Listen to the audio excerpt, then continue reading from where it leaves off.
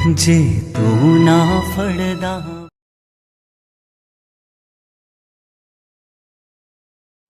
बैठो के खड़े आप जैसे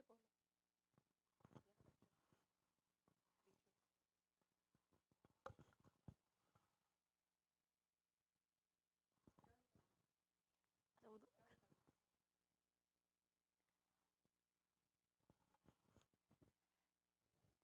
जय गुरु जी। गुरु जी को प्रणाम, सारी संगत को नमस्कार। मुझे बड़ा अच्छा लग रहा है यहाँ पे भी संगत को देख के। जैसे हम वहाँ पे देखते हैं तो लगता है कि गुरु जी का मंदिर यहाँ भी है, तो बहुत अच्छा लगता है। तो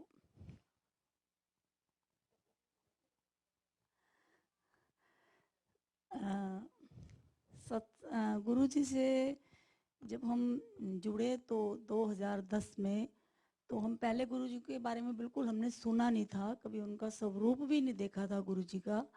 और मेरी गली में ही एक गुरु जी की संगत रहती थी और हम कभी ऐसे उनके मुंह से भी कभी नहीं सुना था। और मेरे थोड़ा सा प्रॉब्लम थी, पैरों में दर्द, और मेरी एज बहुत छोटी थी उस टाइम, 40 के आसपास थी। तो वो आंटी, जैसे मैं वॉक वगैरह पे जाती थी तो एकदम से बंद हुआ, तो वो मुझे कहने लगी कि आप आजकल दिखते नहीं। मन का मुझे, मेरे पैरों में बहुत दर्द है। और मेरे दर्द इतना था कि मैं एक कप चाय भी नहीं बना सकती थी। अगर मैं बना लेती थी तो मेरे से कप में नहीं डलती थी। तो वो कहने लगी कि आप ना हमारे गुरुजी के मंदिर चलो। तो हमने कभी सुना ही नहीं था, और हम शिव जी के मंदिर जाते थे। और मैंने आंटी को इग्नोर किया कि नहीं, हम नहीं जाएंगे। और बस हमने कुछ बोला नहीं, उन्होंने भी कोई दोबारा कुछ बोला नहीं। हमने कोई सत्संग भी नहीं सुना था गुरु जी का, कोई किसी संगत से। तो उसके बाद बहुत टाइम बीत गया, 2-3 महीने। फिर एक दिन आंटी मिली, मुझे कहने लगी आप मेरा कहना नहीं मान रहे हो और आप गुरु जी के मंदिर चलो, आप ठीक हो जाओगे। मैंने कहा पता नहीं, गुरु जी का बुलावा था। लोग कहते हैं मंडे जाओ, ये सब, वो मुझे नहीं पता। सैटरडे था और मेरी बेटी और मैं, बेटी को मैंने बोला चल आज आंटी कह रही हैं तो चल इनका गुरु जी का मंदिर देख के आते हैं। और मैंने अंकल को फ़ोन किया कि हम आज ना गुरु जी के मंदिर जा रहे हैं। कहते जाओ। और हम चले गए, बेटी और मैं और वो आंटी और आंटी की बेटी। जब हम गए तो गुरु जी के बारे में कभी सुना ही नहीं, कभी देखा ही नहीं। तो वहाँ शिव मूर्ति को देख के हमें, क्योंकि शिव जी की पूजा करते थे, बस मेरे को सिर्फ और सिर्फ शिव जी का ही मंदिर नज़र आया वहाँ। और हमें बहुत अच्छा लगा वहाँ जाके। चाय प्रसाद, लंगर, वहाँ की जो शांति इतनी, जैसे जब हम मंदिर गए थे बड़े मंदिर तो बिल्कुल ऐसा ही था, इतनी संगत थी जितनी आज यहाँ बैठी है। अब तो खैर बहुत ज़्यादा पता ही नहीं लगता। और हम गए, मैं बड़ा अच्छा लगा। एक बार गए आंटी के साथ ही, 2 बार गए, मंडे भी गए, थर्सडे गए। बहुत अच्छा लगता था जाते जाते। और हमें कुछ ऐसे पता ही नहीं कुछ भी, बस जाते रहे, क्या करना है क्या नहीं ऐसा कुछ नहीं पता। पर ऐसे अच्छा लगा कि हम जब शिव जी के मंदिर जाते थे या फिर कुंभ वगैरह में जाते थे तो बहुत भीड़ होती थी वहाँ पे। यहाँ पे बड़े सिलेक्टेड लोग थे गुरु जी के मंदिर। मेरी बेटी को बहुत अच्छा लगता था मंदिर, कि बड़े अच्छे अच्छे लोग आते हैं और बड़ी शांति है और बहुत कम लोग हैं, भीड़ नहीं है ज़्यादा। और हम जुड़े और धीरे धीरे, मुझे नहीं पता लगा, जब मैं गुरु जी के मंदिर गई थी तो मुझे बुखार बहुत होता था, महीने में 2 महीने में। और होता था तो ऐसा होता था 1 महीने से पहले ठीक नहीं होता था। और फूड पॉइजन बहुत था मेरे को, वो भी जैसे बाहर का कुछ खाया, फूड पॉइजन। मतलब मेरी हेल्थ बहुत ख़राब थी उस टाइम, और घुटनों में तो दर्द मेरे था ही, और एज ज़्यादा नहीं थी। तो मुझे नहीं पता लगा, धीरे धीरे मेरे घुटनों में दर्द भी ठीक होने लगा। और फूड पॉइजन तो उसके बाद मुझे फिर हुआ ही नहीं आज तक। और उसके बाद मुझे बुखार भी नहीं हुआ। 12 साल हो गए मुझे गुरु जी के जाते हुए, उसके बाद मुझे बुखार नहीं हुआ। और उसके बाद मुझे बहुत 2 साल बाद रियलाइज़ हुआ कि मुझे फूड पॉइजन भी नहीं हुआ और वो मुझे बुखार भी नहीं हो रहा। और जैसे मैं मार्केट वगैरह जाती थी, कहीं जाती थी, तो मेरे सिर में भी बहुत दर्द होता था, तो मेरा वो भी गुरुजी ने ठीक किया। मेरी हेल्थ गुरुजी ने इतनी ठीक की कि मैं सोच नहीं सकती थी। और मैंने कोई दवाई नहीं खाई उसके बाद, जब से मैं गुरुजी के गई। उसके बाद हमने अपनी मेरी हेल्थ इतनी ठीक करी। उसके बाद हमने गुरुजी बेटी का, मेरी बेटी अनमैरिड थी तो उसके लिए रिश्ता देखा और गुरुजी ने उसकी शादी करवाई। जब हमने रिश्ता देखा तो गुरुजी के हमने ये सुना था कि पत्री नहीं मिलानी चाहिए और हमने फिर नहीं मिलाई। तो हमने लड़का देखा और रिश्ता हो गया, लेकिन उन लोगों ने मिलाई थी। तो उन लोगों को जो पंडित जी थे उन्होंने ये बोला था कि लड़की अच्छी है, सब कुछ अच्छा है, पर इस लड़की के बच्चे नहीं होंगे। तो पर गुरुजी की देखो कृपा, गुरुजी को जो मंजूर। तो गुरुजी ने वो रिश्ता भी कराया। उसकी मदर इन लॉ कहने लगी बेटी की कि हमें लड़की पसंद है, बच्चा हो ना हो हम यही रिश्ता करेंगे। और गुरुजी ने रिश्ता कराया। 1 साल रिश्ता भी रहा, पर उन्होंने हमें ये बात बताई नहीं कि उनके पंडित जी ने ये कहा है। और शादी हो गई। शादी के बाद 6 महीने के बाद बेटी दुबई चली गई।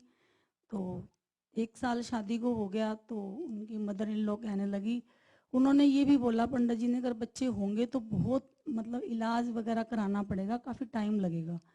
तो उनके मदर इन लॉ ने कहना शुरू कर दिया कि बच्चों को बोलो फैमिली प्लान करें, क्योंकि उनको था कि टाइम लगेगा तो अभी से ही सोचें। तो मैंने अपनी बेटी को बोला, उनकी एनिवर्सरी थी, 1 ही साल हुआ था शादी को, और वो कह रही कि मम्मी हम घूमने जा रहे हैं, आके बात करेंगे। आके अगले महीने ही कोई गुरुजी ने इलाज नहीं कराने दिया, कोई वेट नहीं कराया। अगले महीने ही बेटी ने कंसीव किया। और उसकी सास ने तब उन्होंने मदर इन लॉ ने बताया कि ये कैसे हो गया, हमें तो पंडित जी ने बोला था कि इसके बच्चे नहीं होंगे, होंगे तो बहुत इलाज कराना पड़ेगा। पर गुरुजी की कृपा थी। और गुरुजी देखो, जब गुरुजी ये काम करते हैं तो गुरुजी बताते भी जरूर हैं। हमारे को उस टाइम आइडिया नहीं था कुछ भी ऐसा गुरुजी के बारे में। और बेटी ने कंसीव किया, और जब बेटी के बच्चा 15 दिन पहले डिलीवरी से गुरुजी ने सपने में आकर के उसको बताया कि गुरुजी ने पंजाबी में ही फ़ोन किया बेटी को कि एक गल दस। तो बेटी ने कहा कि बोलो गुरुजी कि तुझे बेटा चाहिए कि बेटी। तो उसने कहा कि मुझे नहीं पता गुरुजी, आप बताओ। मेरी बेटी गुरुजी की बहुत ज़्यादा वो भगत है। तो उसने कहा कि मुझे नहीं पता गुरुजी, आप बताओ। तो कहने लगे मैं तो तुझे बेटी देना चाहता हूँ। कहती ठीक है गुरुजी। पर जैसे पुराने लोग होते हैं ना, जैसे कई लोग बोल देते हैं कि इसका तो लड़का ही होगा, जैसे कई लोगों को पता लगता है। तो उनके घर में भी एक ऐसी लेडी है जिसकी बात कभी झूठी नहीं होती। उसने बोला हुआ था कि इसको लड़का होगा। तो उसने अपनी मदर इन लॉ को सुबह बताया कि मुझे तो ऐसे ऐसे सपना आया है। कहती ऐसे ही आया, तुझे सपना ऐसे सच्चा नहीं होता, बेटा होगा। तो ठीक है। 15 दिन बाद जब डिलीवरी हुई, नॉर्मल डिलीवरी गुरुजी ने कराई, और उसके बाद उसको बेटी हुई। तो मतलब उनकी मदर इन लॉ को बड़ा ही धक्का सा लगा कि ये ऐसे कैसे हो गया अभी। फिर वो रोज बोलने लग गई कि अरे हमारा था तो बेटा ही, तेरे गुरुजी ने ना बेटी कर दी। क्योंकि गुरुजी हमेशा जब ब्लेस करते हैं तो बेटियां ही ब्लेस करते हैं। तो वो बार बार बोलती थी। तो देखो बच्चे पढ़े लिखे होते हैं, इतनी जल्दी दूसरा बच्चा करते नहीं, पर गुरुजी ने देना था तो उन्होंने 6 महीने बाद ही बेटी दोबारा कंसीव करा और बेटा दिया उसको गुरुजी ने।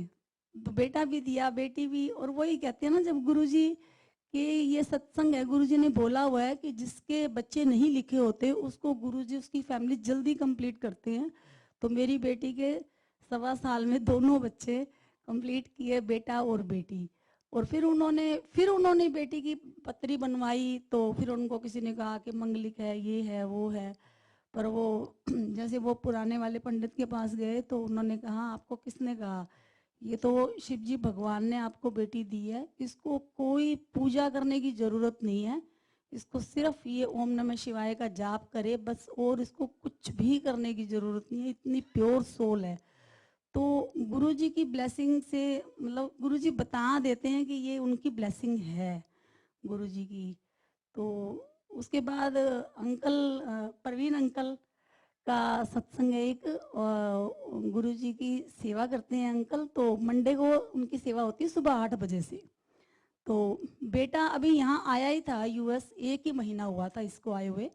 और अंकल मंडे मंदिर जा रहे थे सुबह, मार्च की बात है ये फरवरी में आया है बेटा। तो अंकल जैसे अपनी सेवा की जाने की तैयारी कर रहे थे, मैं अपना किचन में काम कर रही थी, तो अंकल को हार्ट की प्रॉब्लम हो गई नहाते नहाते, और अंकल ने मुझे बताया नहीं। और अंकल ने गुरुजी के आगे जैसे जल प्रसाद रखते हैं, उनको जैसे लगा एक बाजू पहनी है शर्ट की, दूसरी नहीं पहनी जा रही, और आगे अंकल ने वो पानी पिया और मुझे नहीं बताया कुछ भी। मैं किचन में काम कर रही थी और अंकल ने 2-3 गिलास पानी पी लिए, तीसरा पीने लगे तो मैंने देखा अंकल के बहुत पसीना आया हुआ है। तो मैंने कहा क्या हो गया आपको, इतना पसीना, इतनी तो गर्मी नहीं है। कहने लगे पता नहीं मेरे ना हाथ में यहाँ दर्द है। और देखो गुरु जी ने उस वक्त जो, वैसे मेरे को इतनी अकल नहीं है कि मैं इतनी जल्दी डॉक्टर के भी ले जाऊं या कुछ करूं, ऐसे कुछ मुझे समझ में नहीं आता। बंदा सोच ही लेता है कि चलो वैसे ही होगा, और मुझे कुछ आइडिया भी नहीं था। अंकल को पहले कोई दिक्कत भी नहीं थी, कोई तकलीफ भी नहीं थी, और मैंने कभी ऐसे किसी चीज़ के बारे में सुना भी नहीं। और गुरु जी ने, मैंने नहीं, और गुरु जी ने अंकल का हाथ इतना कस के मेरे को पकड़वाया कि अभी की अभी हम डॉक्टर के जाए, और मैं हाथ ना छोड़ूं। और अंकल कहे कि नहीं मेरे को डॉक्टर के नहीं जाना, मेरे को सेवा में जाना है। मैंने कहा मैं तो आज जाने नहीं दूंगी, जब तक आप डॉक्टर के नहीं जाओगे मैं नहीं जाने दूंगी। और अंकल ने 1,000 रुपये जेब में डाले, हमें लगा नॉर्मल वैसे डॉक्टर को दिखा के आ जाएंगे। उस बारे में मुझे कोई आइडिया नहीं कि अंकल को हार्ट की प्रॉब्लम हुई है या कुछ भी हुआ है। और मैं अंकल को हाथ पकड़े, हाथ ही ना छोड़ूं, और मुझे अपना होश नहीं कि मैंने क्या कपड़े पहने हैं, पूरे घर की लाइट जल रही है या अलमारी कोई खुली पड़ी है या कुछ भी है। और मैं अंकल को लेके और हम लोग चले गए डॉक्टर के, और अंकल ने गाड़ी भी ड्राइव करी, ड्राइव करके हम फैमिली डॉक्टर जैसे जाते हैं ऐसे चले गए। और रात को एक सत्संग था पहले दिन, तो जल प्रसाद की बोतल रखी थी टेबल पे, अंकल बार बार पानी पी रहे थे, तो मैंने वो जल प्रसाद की बोतल उठा ली जाते जाते कि अंकल को प्यास बहुत लग रही है। और जैसे हम गए और डॉक्टर ऊपरी था, इमीडिएट डॉक्टर आया, उसने जो भी किया वो दवाई जो देती हैं उसने वो दवाई दी और बोला कि वो कंपाउंडर मेरे पास आया। अब ये हैरानी वाली बात है कि उसको मेरे हाथ में बोतल कैसे दिखी, और उसको वो हॉस्पिटल में भी मेरे पास आया कि आंटी आपके हाथ में जो जो पानी है ना वो दे दो, अंकल को दवाई देनी है। और गुरु जी ने उस जल प्रसाद से ही अंकल को दवाई दिलवाई। उसके बाद उन्होंने कहा कि इनको हॉस्पिटल ले जाओ, इनको दिक्कत है, बड़े हॉस्पिटल, और इनको ना गाड़ी नहीं चलानी, और कहो तो एम्बुलेंस बुला देते हैं, नहीं तो किसी को बुला लो। मैंने अंकल को बोला एम्बुलेंस बुला लेते हैं, कहते नहीं नहीं कुछ नहीं हुआ ऐसा मेरे को, मैं चल पैदल चलते हैं देखते हैं बाहर। अंकल ने अपने दोस्त को फ़ोन किया कि ड्राइवर भेज दो, तो उस ड्राइवर को तो हॉस्पिटल ही ना मिले। और जैसे ही हम बाहर निकले, एक गुरु जी की संगत, और जिनको पहले से ही 2 स्टंट डले हुए थे, गुरु जी ने उनको हमारे सामने खड़ा किया। अंकल दिखे, कहने लगी आंटी आप यहाँ। मैंने कहा अंकल की तबीयत बहुत ख़राब है, आप ना अपनी गाड़ी कहाँ आपकी, कहती ये खड़ी। तो मैंने कहा अंकल को हॉस्पिटल लेके जाना है। और अंकल ने उन अंकल को ने डॉक्टर को फ़ोन करके और पहले से ही सब कुछ तैयारी करवा दी, और हम हॉस्पिटल पहुँचे, पूरी टीम तैयार। और गुरु जी को बस मैं और वो अंकल, और 10 मिनट में अंकल को स्टंट डाल दिया उन्होंने कि अंकल को तकलीफ़ है आप बताओ। अब कोई भी नहीं, हम बेटे को फ़ोन मैं नहीं कर सकती थी क्योंकि इसको 1 ही महीना हुआ था।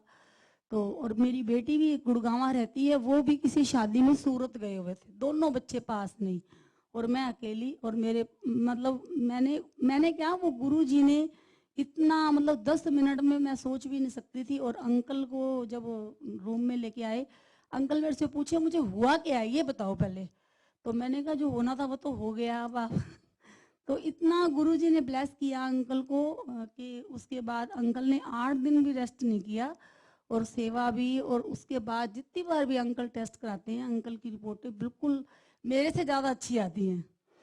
तो गुरुजी इतना ब्लेस करते हैं अंकल को, जो ब्लेसिंग दी है गुरुजी ने वो, बाकी तो देखो गुरुजी मेरे लिए क्या है मैं बता नहीं सकती। गुरुजी ने इतना कुछ दिया है जो मैं सोच नहीं सकती। और बाकी सबको भी ब्लेसिंग गुरुजी की सबके साथ है, हर दिन हर पल सत्संग है गुरुजी के। पर लेकिन जो गुरु जी ने ब्लेसिंग मेन दी है वो यही है कि गुरु जी की बहुत बहुत कृपा है और बनी रहे। जय गुरु जी।